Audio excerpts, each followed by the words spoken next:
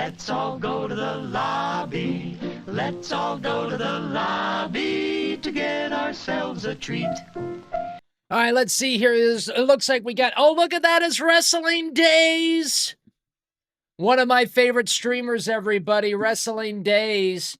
Let's see. Are there other streamers out there? There are, believe it or not. Okay, what's this? Breaking news? Okay, let's go check it out. Just released from President Trump, everybody, some breaking news. Venezuela is completely surrounded by the largest armada ever assembled in the history of South America. It will only get bigger, and the shock to them will be like nothing they have ever seen before. Until such time as they return to the United States of America, all of the oil, land, and other assets that they previously stole from us. Yeah, that's right, those goddamn colonizers. The illegitimate Maduro regime is using oil from these stolen oil fields to finance themselves drug terrorism, human trafficking, murder, and kidnapping. For the theft of our assets and many other reasons, including terrorism, drug smuggling, and human trafficking, the Venezuelan regime has been designated a foreign terrorist organization. Damn. We can just do that to a country's government? All right. Therefore, today I am ordering a total and complete blockage of all sanctioned oil tankers going into and out of Venezuela. The illegal aliens and criminals that the Maduro regime have sent into the United States during the weak and inept Biden administration are being returned to Venezuela at a rapid pace. America will not allow criminal terrorists or other countries to rob, threaten, or harm our nation, and likewise will not allow a hostile regime to take our oil, land, or any other assets, all of which must be returned to the United States immediately. Thank you for the attention to this matter, Donald J. Trump. Well, thank you, Campfire Starter, with some breaking news right there, everybody. Wowzer. We have the breaking news desk. We just used it last night, Campfire Starter. I'm sorry. I should have used the breaking news desk. You're right. You're right. Hungry Planet joining us. Ballyho Hungry Planet. Elite Domer Brad inside the chat. Nice to see Brad again tonight. What's up, my man? Andy says, whose oil is it anyway? I have no idea. Brad says, suck it, Venezuela. All right, let's go check out TPUSA's response to Candace Owens. Go to the lobby. Let's all go to the lobby. Let's all go to the lobby to get ourselves a treat. Before that, this happened. Many of my viewers have been wondering why I haven't said anything, given my previous statements about Erica. Drama. And the reason is that I have been working behind the scenes to try to foster a détente between them. Erica called me weeks ago. Could you imagine that group chat? And asked me if I would be part of this sit down with them, which originally they had contemplated might be for consumption by the public, might air in some way, shape, or form. It needs to. We can't just say hey everybody, it's all good. And asked if I would facilitate that meeting between the two of them. And I said yes immediately. Of course I would. I reached out to Candace. She said, absolutely. I'm thrilled it's you. I'm in. And the two of them took it from there, trying to negotiate the specifics of what they'd both be comfortable with, where, when, etc. And eventually it changed after they hit some roadblocks. Again, that's for someone else to tell you about if they so choose. I understand my core audience knows who I am and would never have assumed the worst about me, that I was just abandoning Erica or getting ready to pounce on Candace and, insert myself into this on one side. I'm not getting ready to do that. Oh my God, that fucking drama is killing me. That's God's role for me here. What's up, I really fully believe God's role for me here is to possibly play a role in getting this whole thing to a better place I think I might be in a position to help construct that. Maybe not. But sitting here in my studio in Connecticut, just slinging mud at one side or the other, or tearing people down, or, expressing my disgust, my outrage, that is pointless here. My goal and my job here, I think, is to try to understand, yes, where Candace is coming from on this. I know you're not supposed to say it. You're supposed to just immediately condemn her. But I love the Turning Point guys, and I don't believe for 1 second any of them had anything to do with Charlie's murder. Not for 1 second do I believe that. So people who care about Candace and love Erica have been in a tough position as this whole thing has escalated, and care about Turning Point, which I deeply do, and I will make sure that their legacy is not destroyed, and I will... I mean, Turning Point was one of the main reasons why we won the freaking election, folks. Do everything within my power to help them thrive. Mud is money, says fun. Supporting my own kids in forming a Turning Point chapter, and going out to Amfest and helping headline that event, and encouraging everyone I know within the conservative movement to go and support them and to donate. Okay, well... Sounds like that didn't happen. This is Candace Owens once she got back from her meeting with Erica. 4.5 hours later, I'm alive. I'm totally fine. And of course you are. I'm sorry. I was going to do a show for you guys this evening, but I am truly exhausted. Very productive conversation. I asked every single question. I mean, from Egyptian planes to Turning Point USA Faith. And I was very surprised by some of the answers that I got. And I think they were also very surprised when I shared certain intel. This probably should have happened a very long time ago, but I wanted to let you guys know that I am alive, and I will have the full rundown of course for you guys you're tomorrow of what transpired. And yeah, I think it was definitely a very big step in the right direction. So I'll see you guys tomorrow. This is never going to end, 4.5 man. hours later, it's never going to end. We need it to end. Whatever is going on, we need it to end. This is Turning Point USA from yesterday. We got a few clips of Viva Fry. We got a few clips of a ballistic expert. They're going to give their evidence and say their case that they didn't kill Charlie Kirk. Also mixing it up online, you have defended, at least from what I can tell, I actually want to hear what your real thoughts are, aspects at least of the prosecution's case. If that is correct, which I believe it is, why do you believe aspects of the prosecution's case? Why do you believe that Tyler prosecution's Robinson case for who? Against Tyler Robinson? Well, this is like we live in this world of dichotomized or false dichotomies where if you say, there's certain things I believe, and then everybody's immediate trope is, oh, so you believe the FBI, you believe the official narrative. And like, I don't believe anything, and I don't believe anybody except what I can, to the best of my ability, surmise, deduce, or, observe myself. So, do I think that there's any better explanation for what we already have in terms of Tyler Robinson having been on the roof, allegedly with a gun? I mean, you can always pick certain holes in certain stories and say, well, how did he get the gun down? And it had a towel on it when it should. The bottom line is you have video. I was watching it, live the day of people hearing the shot ring out from the roof. They look over. You've got footage of a man who was later identified allegedly. Why is it always in assassinations where it's not a shot is heard, a shot always rings out?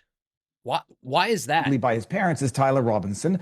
And so based on all of that, to get into the nitpicky, and people say, well, a 30-06 would never have not left an exit wound. And like, Martin Luther King was shot with a 30-06. And then they say, oh, well, that struck him in the face and the jawbone, and that's a hard bone, so it doesn't go through the whole body there. So like, then you say, okay, well, there are circumstances in which a 30-06 would not have an exit wound.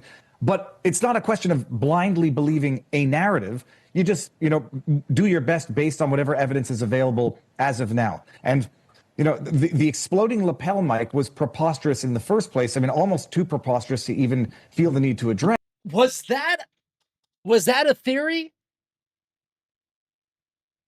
See, like, maybe we should have dug a little bit into this story, but I mean, I was just like, when this stuff started, I'm like, this is just going to blow over. And now it's been like 3 months. But people complicating things by saying, exploding lapel. They've got a man with a detonator. They falsely identify a number of people at first, and they think that that somehow suffices to cast doubt on the best. Machine says there was a trapdoor theory too. What, like Mr. Burns hit a button and he fell down the trapdoor? Evidence that exists to date, which is that Tyler Robinson shot the shot. He had the rifle. His parents identified him, and then people say, "Well, his parents didn't identify him." Well, his parents are sitting in court right now. You'd think they'd be saying something if they wrongly identified or arrested the wrong person. So, do I believe that Tyler Robinson, based on the evidence now, took the shot? Yes. Do I believe the official narrative that Tyler acted alone? Hell no. And this is where I say, like, people are doing a disservice to the actual, what might be a conspiracy in the truest legal sense of more than one person working towards an outcome here, that I don't believe Tyler took the shot. I don't believe Tyler worked alone. I believe that others, in as much as those screenshots were accurate, and I think they've been confirmed, posting in advance, they knew something was going to go down. People on the Discord chat. Let's remind people, one of the things, this was found by one of our own team members before the shooting actually happened, and she logged it because it upset her so much, and she thought it was of concern. Let's play. This was posted on TikTok by a transgender individual before the event. Let's play 150. What does it say? It says Charles James Kirk, Mr. College Dropout, does not know what's coming tomorrow. Be ready. This isn't a threat. It's a promise. Why haven't we arrested this person for questioning?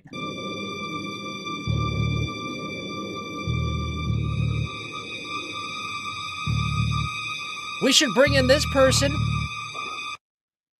So for those who couldn't see that, it said on screen, Charles Kirk, Mr. College Dropout, does not know what's coming tomorrow. Be ready. This isn't a threat. The fact that Charlie Kirk is a college dropout and built such a major force in politics is great. Who gives a shit if he didn't go to... these people are so stupid. It's a promise, and this person is making suspicious glances to the side repeatedly. Yeah, Viva, what do you make of this stuff? And this was not an isolated case. There was other instances of people appearing to have advanced knowledge. Was that Willy Wonka's sister? Says that's woke? Where I am very, very curious and very suspicious and don't believe what we're being told that, Tyler Robinson acted alone, or that text message, which really reads more like a script out of a movie of like Walter White from Breaking Bad trying to save Skylar. So he sets up that phone call and makes her look like she didn't know anything that was going on. I have no idea what you're talking about. People posted in advance. Now, whether or not it's just a coincidence, that type of coincidence, I'm less inclined to believe is a coincidence. There's these Discord chats where quite clearly people were discussing things. Did he have other people helping him, setting up decoys, assisting in the planning, or at least keeping quiet what was going to go down? That's where I would go with what I believe to be a conspiracy that is not in line with the official narrative, if the narrative is Tyler Robinson acted alone and his lover had no idea what was going on. Yeah, whatever happened to that one guy that they arrested that was saying that he was the shooter just to be a decoy to let the guy get away? Whatever happened to that old guy? That being said, and I've defended some of the other actors as well. Ian Carroll, I've had him on my channel a while back, and I defend his right to say stupid things online. And when Candace, again, defend their right to say things if they sincerely believe them. And I can understand how people discovering these text messages, the ones that are now the central point of this conspiracy, that it was a hired assassination by Israel. I can understand how people read those texts. And Sharon's here says he's in jail for child porn on his phone. The guy that was the older guy. Oh my God. Say, holy crap, that's a coincidence that now I'm going to connect two dots on. But like I keep trying to tell people, it's like, okay, on the one hand, that would describe a potential mens rea, an interest. If they want to be convinced by that, and I can certainly understand why people find them suspicious. Like, okay, you've described what might be an incentive for an intention without ever having addressed how it might have actually played out in reality. Was it an Israeli agent who took the sniper shot? Was it Israeli Mossad agents who... Taz Mache says, it's my fucking birthday, everybody. Hey! Ballyho Taz, happy birthday. You look like a fucking hot date, says Taz Riche. Oh, why, thank you, Taz. Thank you, Taz Riche. I appreciate that. I'm actually feeling a little bit under the weather, so I appreciate that even more, Taz. We've decided we're going to go with the hat. We're going to lose the sunglasses. We're going to keep the cut-off sleeves. We're going to keep the tank tops. We're going to keep the neon shorts. But we are going to change up the brand a little bit. Happy birthday, Taz Riche, valued Dome member, everybody. Is yet to come. You're right, Nord Green. The best is yet to come now that you hit that follow button. I think I said that name right. Where is that? Nord Ballyho Green, welcome in. Weaponized Tyler Robinson Happy online. birthday, I mean, Taz. You could get there. And How old are you today, Taz? You're 21, right? 21? Taz, able to drink, everybody. Ballyho to Taz. if the evidence goes there, then take it there as it might be. But for now, other than those text messages, which show something of a sinister inside look at donors and what they expect from the people that they give money to, nothing's for free and there's no free lunch. It doesn't do anything to contradict or add on to the current best evidence out there, which I appreciate they can't flesh out and get into and delve into It now adds to until my the trial. mystery. But the bottom line problem is Taz Riche is 39 years old today, everybody. Ballyho, Taz. You look great, Taz. nobody trusts the FBI, nobody trusts the authorities, and people are now so conspiracy traumatized from everything that we've seen that was told was the official narrative, only to learn that it's an actual concocted conspiracy. They don't believe anything anymore, to the point where you have people who don't believe that the earth is round. And there are levels to conspiracy. Well, duh, Viva I don't Fry. believe that Tyler acted alone. I don't believe that it was a lapel mic exploding, because that just complicates what would have otherwise been an easier to explain assassination from the get-go. Was that a Candace Owens conspiracy theory? The lapel mic? Whose conspiracy theory was that? That's a little, I mean, I love conspiracies, and that's a little out there for me. Well, and I want to make one thing clear, because I've seen even big accounts sort of misrepresent this very critical point. The FBI is not trying I hear you, this Sedan. case, right? This is not a DOJ case per se. Yes, they flew in to assist with the immediate investigation.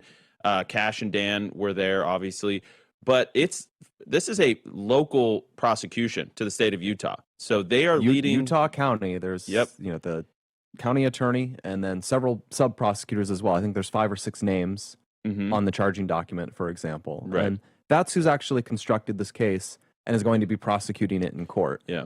And by the way, I'm with you, actually, Viva. When I see that video right there, I'm like, who knew what when? And you've got this like armed SLC queers group or whatever that immediately took down their social media. I mean, It would be good if we had a full investigation of it, at least, so we should at least, among other things, we should just know if they're all crazy freak shows who are marinating in violent rhetoric. Even if he said, haha, I'm going to shoot Charlie Kirk, and they like laughed it off. Yes. And didn't believe him. We should, or if they just said, yeah, that'd be cool, that'd be great. Like, there's a lot of things we deserve to know, even if they aren't literal co-conspirators. Yeah. Okay, well, there's the first video. We are watching a couple clips from their show that they did have when Erica Kirk and Candace Owens were meeting for apparently 3.5 hours. I mean, they should have filmed it. They needed to film it. I'm kind of pissed off that they didn't film it, because now we are going to check out Candace Owens tonight. We are going to check out Candace Owens' show, and I wish that they filmed it or at least recorded the audio of it, because now someone can say something and then the other person can say, no, I never said that. Yes, you did. You totally said that. Blah, blah, blah, blah, blah. Oh my God.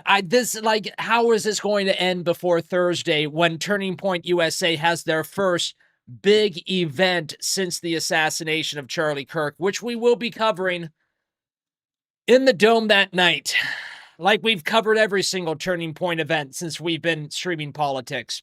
Welcome in, Elite Domer PNW. Great to see you. Let's check out this next clip. As always, my friends, I just watch the world with you. I'm never going to tell you what to believe. I'm never going to tell you who to believe. I want you to believe what you want to believe. I just want to, the only thing I'm going to tell you is what I believe and what I see that happens and react to what happens in front of us, right? I'm not a journalist. I'm not anything. I'm just a guy that happens to know how to live stream and loves politics. So let's watch some more. A lot has been made about these text exchange that have gone back, that went back and forth between Robinson and I want you to think whatever you want to think. His trans, furry, gay lover, whatever. And people say it doesn't sound right. Well, there is a video that I want everybody to check out by Turkey Tom. I believe you've watched it. Turkey now, Tom. Viva, Well, that guy's got some credibility. And this has been authenticated as somebody who was in the Discord chats with them and apparently spent time with them at this apartment. And he said 100% this is how they talked, which is a striking finding. We're going to go into that more probably tomorrow or the next day, depending on how today goes. But I mean, I get the skepticism on this. At first, it struck me too, but apparently this is how they talk, Viva. That was not the most implausible thing to believe. Okay, so you have a text message. It does read, regardless of... M-Wiles says it's at o'clock, my favorite time. Okay, thank you, M-Wiles. M-Wiles, our official Dome ad reminder. We got like 4 minutes in this video. I'll read an ad after that. Whether or not Thank you, M-Wiles. People saying they were manufactured by or drafted by AI. To the extent that they're confirmed text messages, you can, come to whatever conclusions you want after that. But whether or not this is how they talk regularly, to the extent that those were authentic text messages, they show what they show, which is whether or not his lover was aware of what was going on. You're etching bullets, and it's maybe not for target practice of a sporting nature. But like when I say I don't believe the official narrative, and you have to go back to a number of things here. I put my sort of best theory as to what went down. I want to know who was on the Discord chat in advance, what they were discussing, and whether or not there might have been some other foreign, I say foreign, not foreign government, but and why outer have we not influence brought there. these people in? Tyler Robinson is getting radicalized right about the same time as Thomas Crooks, right about the same time as the other guy, Ryan Ruth. He's being radicalized at a politically relevant period of time, right around the same time, oddly enough, as the alleged suspect in the January 6th pipe bomber. A time frame where political violence is potentially very useful in for the upcoming election. So the time frame of the radicalization is very interesting. To see whether or not he was on anybody's radar beforehand, we don't yet know that, and why. That's interesting. Is there like an online handler out there? Well, I'm sure that there's many. There would not be confirmation on that, can lead to suspicion. You remember the old man, George Zinn, arrested for claiming to be the shooter the day of, and then gets busted for CP on his phone. Like, in my mind, if I'm making a plausible theory here, George Zinn was probably on some Discord chat with a bunch of young perverts, and he's an old pervert, and he's getting off doing whatever they do on those chats. He knows what's going down. He shows up there and thinks he's going to be some useful decoy or distraction for Tyler Robinson because they know what's going down. That's my theory. I could see that, Viva. But, it is the absence of total disclosure, the total lack of faith that anybody has, not just in the FBI per se, but in any state law enforcement. Nobody has any faith in our institutions anymore, and it leads people to go from a healthy skepticism to just not believing it to concocting the most outlandish conspiracy theories imaginable. But then those text messages, you can understand how they will cause people to come to those types of conclusions. And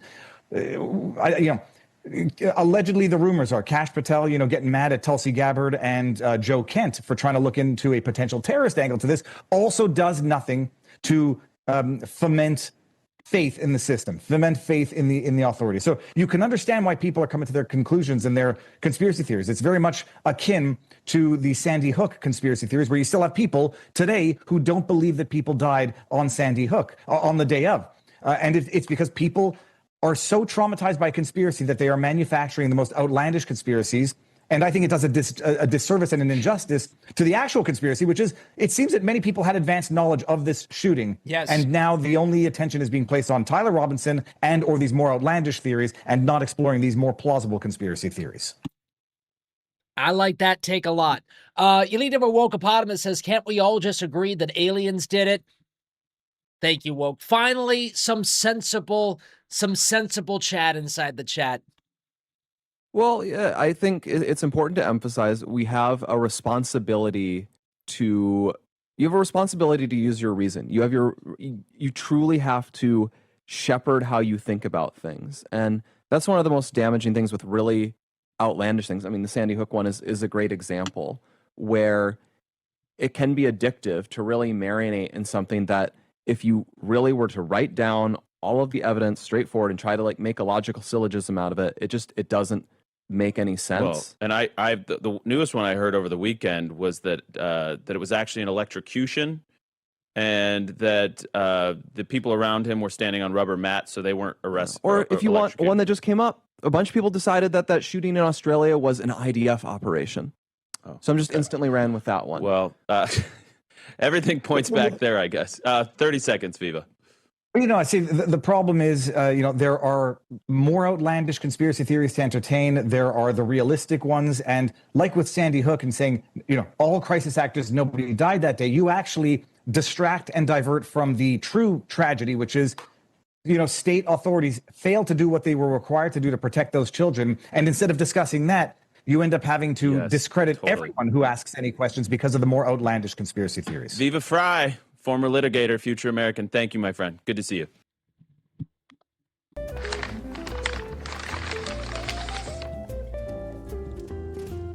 What do we feel?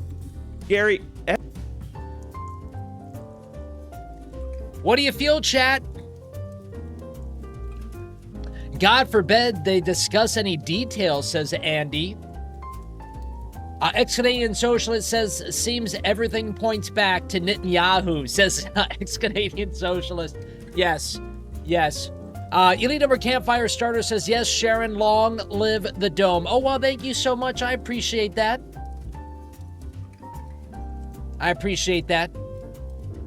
Sharon's here says, everyone is lying. Not me.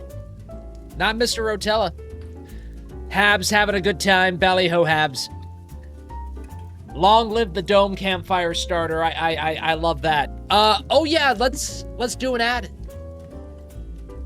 Let's do an ad. Usually different ads pop up after an hour of streaming, but that didn't happen today. Let's see. Let's go.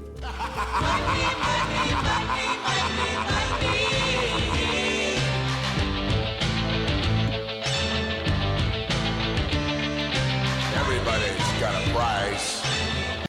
Elite Number Half says the Dome chat belongs together. Yes, they do. Okay, I'm selling you Rumble Premium, everybody.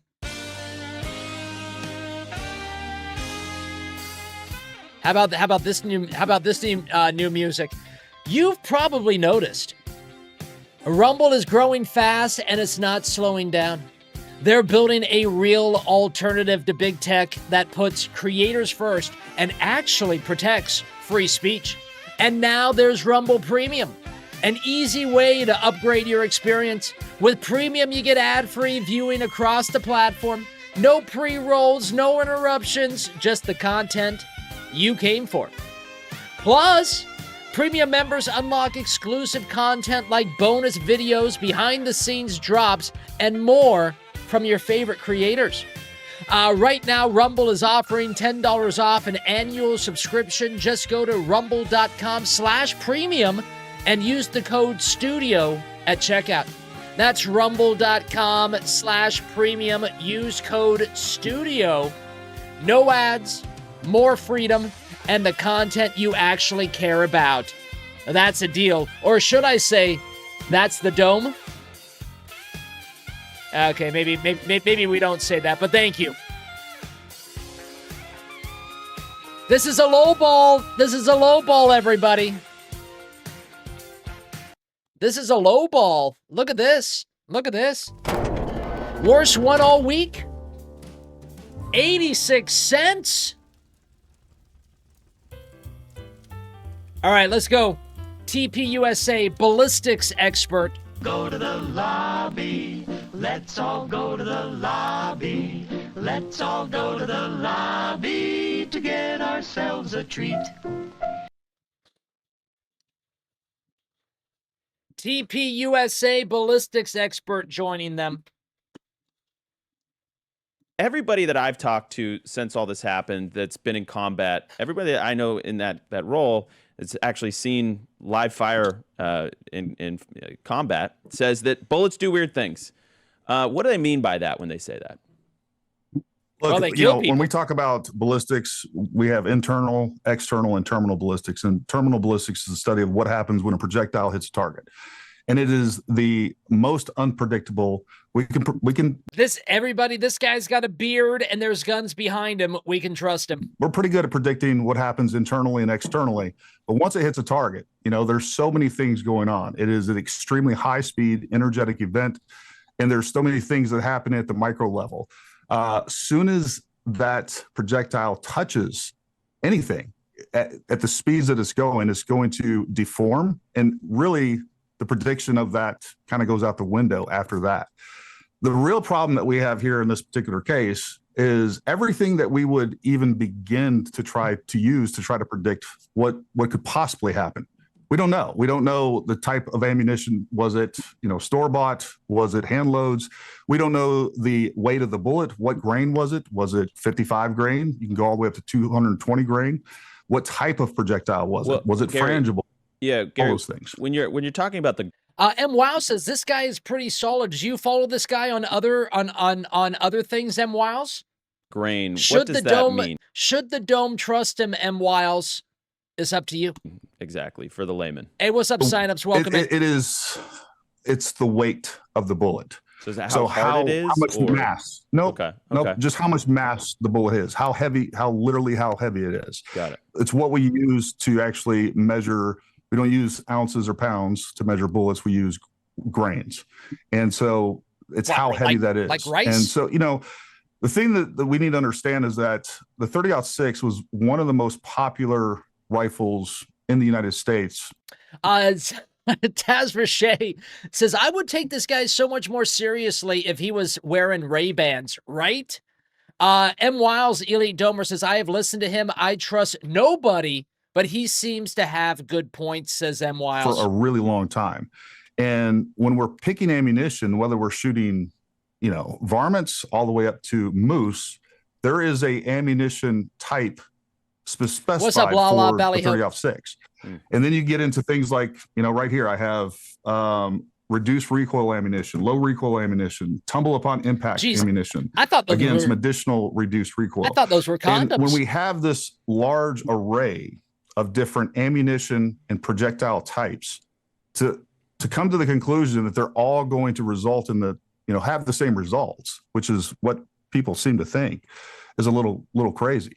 And then just on top of that, like we could take the exact same ammunition, the exact same rifle, the exact same target, and you're going to have varied results if you were shooting that exact same target 100 times. It's just it's very hard to predict what's going on. And there's a lot of variables that we can't account for, and we don't even have that information when it comes to the Tyler Robinson case to begin with. But there's also a lot of variables that you'll never account for, just between the variances of the ammo, conditions, the way that it hits the target. Yeah, all of these things. We have a question from a listener, Jazz. They ask, why didn't the dude have a gun when he was jumping off the roof? Plus, was him putting it together or taking it apart with those little tools and being able to do it so quickly? Was that plausible? Especially on the second one. I'd have to refresh myself on the first. My belief is, did he have it?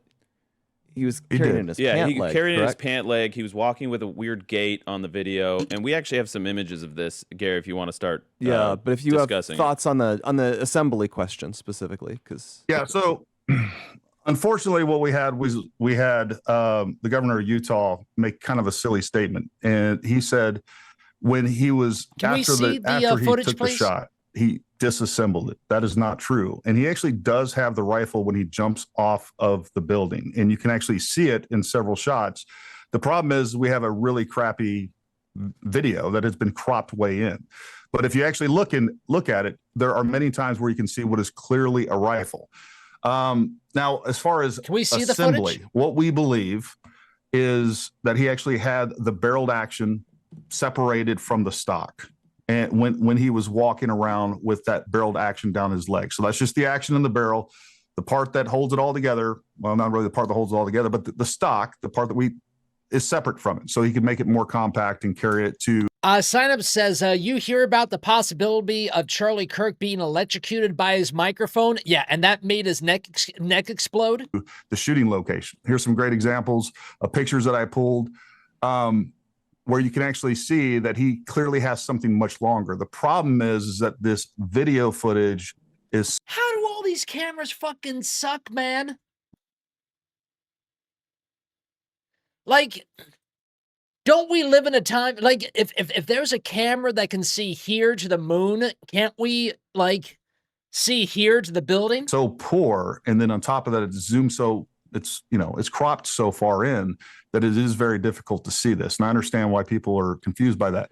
But all it takes is 2 screws to put the barrel of action back onto the stock itself. And it's not going to affect accuracy or anything like that. It would take less than a minute, and it's not that complicated, not that hard, but people have tried to overcomplicate it. Ballyho Cottonwoods, welcome in. We got one more with the ballistics expert. And then we're going to take a little musical break, and we're going to come back with Candace Owens' opening monologue of today's stream after she met with Charlie Kirk's widow. Gary Milton, owner Erica and Kirk. lead instructor of Paramount Tactical. You can follow him on X, which is how I discovered him. He's been doing great work just breaking down all the dynamics of the case. I think people's intrigue in the dynamics of the case is reaching an all-time high, actually, because we first saw Tyler Robinson in court last week. So, Gary, welcome to the show. It's an honor to have you. Hey, thanks for having me. I appreciate it. So just a little bit on your background so people understand why you know so much about this topic. Gary Milton is a former U.S. Army Special Forces Green Beret. You served as a weapons sergeant and sniper team leader, completing 4 combat tours. Following your military service, Gary, you held a position of unit chief and special. Okay, 1 second. Sharon's here just sent this in. Here's the footage of the dude jumping off the roof. Does he reach down and pick up? Do we see a gun?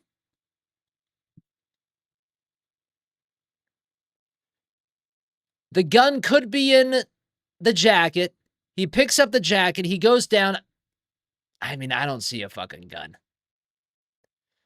Because it looks like the jacket, like, folds in on each other up there.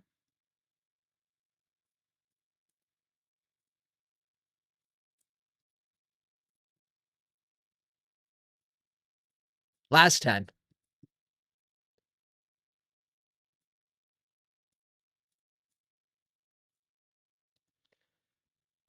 I mean, I don't know. It doesn't look like it to me.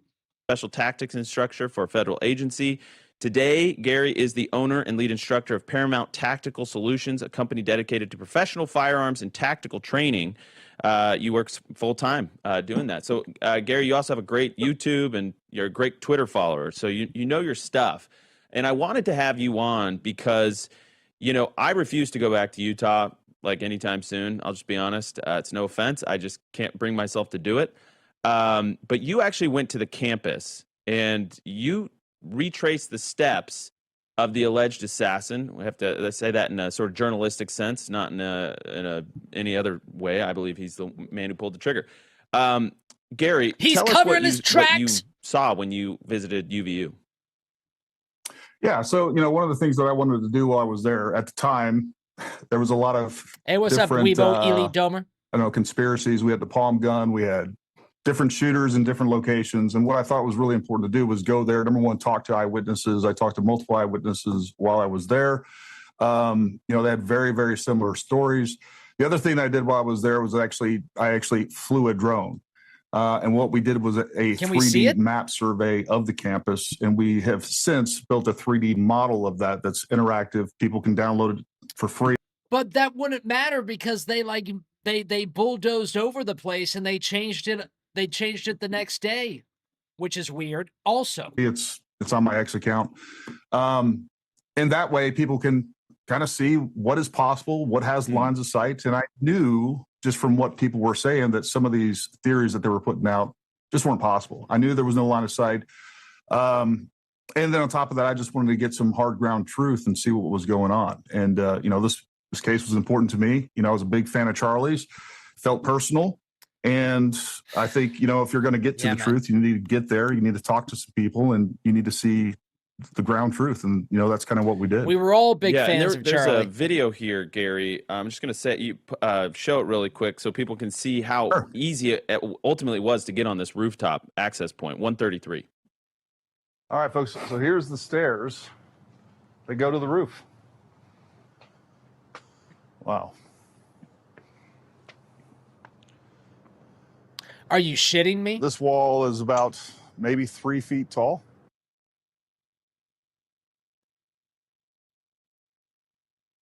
All right, so right there is the shooting position. It's about 200 feet away from there. You don't need to be Spider-Man. As a matter of fact, you don't even need arms. You can literally get up there if you didn't have arms. Wow. That's a good visual. That's a good visual. So just from your knowledge across the spectrum and your own visits, do you feel there's any misconceptions that you're seeing repeated over and over and over again that have spread really far that, in your opinion, are pretty easily debunked or opposed? Yeah, there's been a cycle of people taking very normal things, or maybe even slightly abnormal, and then turning them into suspicious items, right? One of the things that really struck me on the ground there was exactly how easy this entire thing was. Before I went there, one of the things that was being portrayed was like this was, some big conspiracy. It's very complex. You need professional hitmen. It's 140 yards. It's so far, all these things. Now, I knew the distances was nothing, especially for a scoped rifle. I mean, that is, my 8-year-old son was going to courses with us shooting 1,200 yards. It's not hard. And then once you see the layout of the campus, looking at it from a security standpoint, unfortunately, it was a real challenge.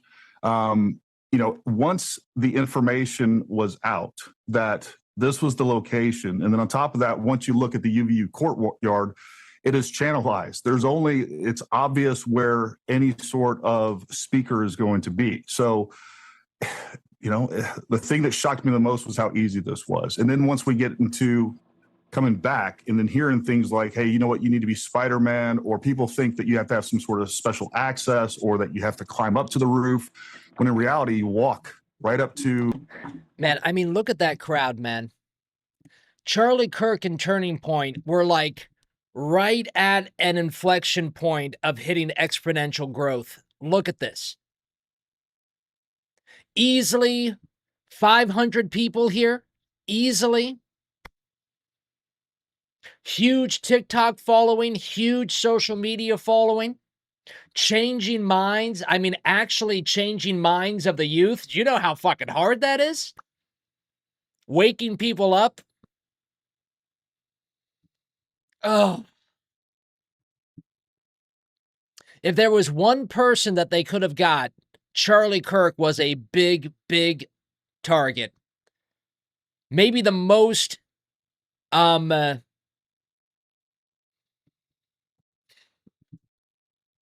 maybe the best target that they possibly could during this time. And then hearing things like, hey, you know what, you need to be Spider-Man, or people think that you have to have some sort of special access or that you have to climb up to the roof, when in reality, you walk right up to the roof. The pathway that goes in between buildings is level with the roof.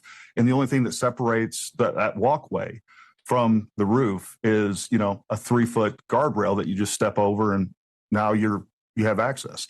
And the other thing is it's very obvious to me if you just look at Google Maps, if you're trying to plan this operation, it's simple. It's not that hard, and it's not that complicated. And the thing is, we have all these kids out there playing Call of Duty, and, they're very tactically minded.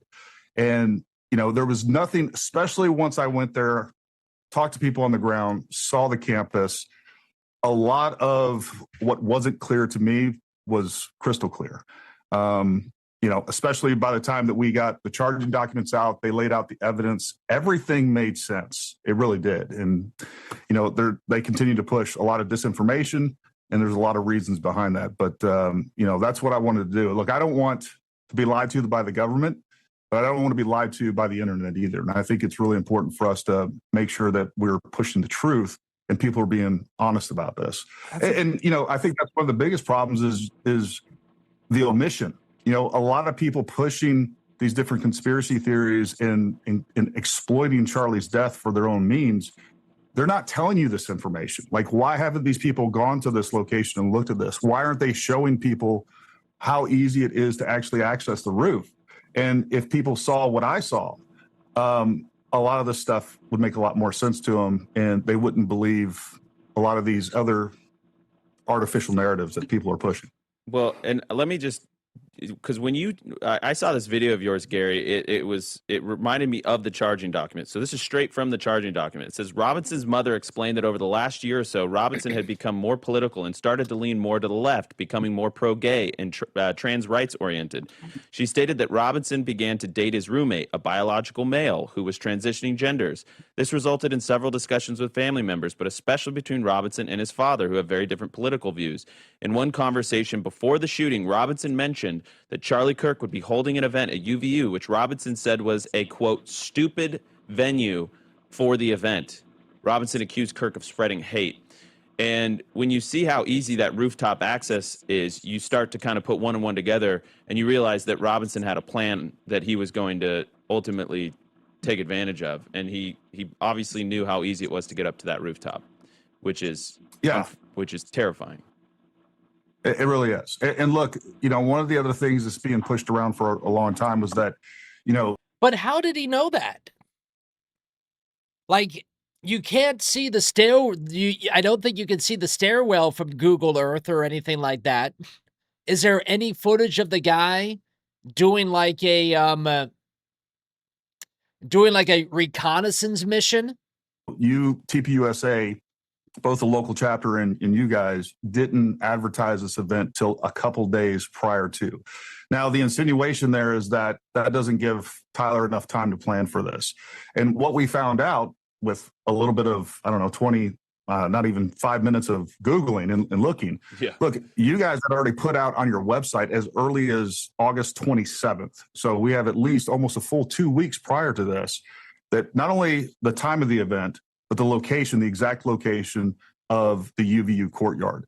So when you have over 10 days of planning, and it sounds like that Tyler already was familiar with the campus to begin with, like a lot of the mystery of this starts to go out the window, and it starts to really conform with what is exactly being proposed by the state of Utah and the FBI in the charging documents. Yeah. Arm says this whole story stinks like George Soros's toothbrush. What stinks, Arm? Like I don't mind having these conversations. Like even I'm playing a little bit of devil's advocate with these videos, right? And we can attest. Andrew Cipher. Sharon's here says Trump is live doing a Hanukkah celebration. I mean, I think we're good. Is our head of field. Charlie sometimes throw the events out. Dome, 7-10 we days good? in advance. If something opened up in his schedule, he would be able to do these outdoor events a pretty quick turn. And so those whole that whole theory kind of goes out the window. You mentioned I want to drone. watch Explain to us opening monologue. The conspiracy theories about drones, Gary. Yeah. So, early on, Frank Turk talked about that on the way there that, he actually was looking at Charlie's phone and he saw drone footage from the event. Now, I had talked to Ronnie says we're good. Campfire says we're good. Number one, I went to UVU and I actually put the drone up. We were going to do the survey. Immediately, we were law enforcement came up and said, "Hey, look, we need you to take down that drone." Now, my drone pilot had already made all the necessary steps with the FFA to make sure that we could do that. And I explained to the law enforcement officer, "Hey, look, you guys don't control this airspace." But he's like, "Well, we got policies. You have to do this," and we're not going to sit there and argue with them, right? So. We ended up grounding the drone. We went and jumped through some hoops. We were trying to get some documents done. Long story short, what we ended up having to do was leave campus. We flew the drone. We were off campus. We flew the drone. We got the survey. So that kind of reinforced other people saying, Brian Harpole specifically saying, like, "Hey, we couldn't get permission to get a drone up in the air." And of course, people took that, what Frank said at the beginning, and said, "Hey, this is clear indication of lying and or a conspiracy." Well, what I found out was the picture that was being pushed around saying, "Hey, this is proof that there was drone footage," was actually, it was very clear to me once I saw that picture. It is a wide angle shot of the crowd and let's from throw the that second up. floor. Yeah, let's throw that up. Yeah. This is actually I think the images Guys, I sent them to you. Yeah, this is actually, there was a walkway or a bridge elevated that was just from our events team that was setting up that event. They went up there to, as they always did, to show Charlie the crowd size. So they took those images. No, yeah, and I completely understand 20 why. seconds, Gary. Frank, Yeah. Yeah, I understand why Frank thought this was a drone, but again, I think it almost shows that the lack of conspiracy, because you guys aren't sitting in there, micromanaging what people say. It's just different people's perspectives, and there isn't some sort of collusion.